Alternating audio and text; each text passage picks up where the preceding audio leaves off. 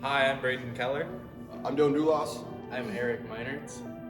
I'm Ryan Albrecht. I'm Trenton Bass.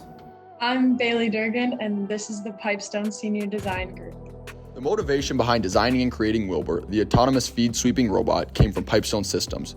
There is an inconvenience within their swine facilities where excess feed is built up within the alleyways. They currently have an employee walking up and down the aisles blowing the feed back into the trough with a leaf blower. This costs Pipestone both time and money, and they are seeking a labor-free solution. This is where we come in.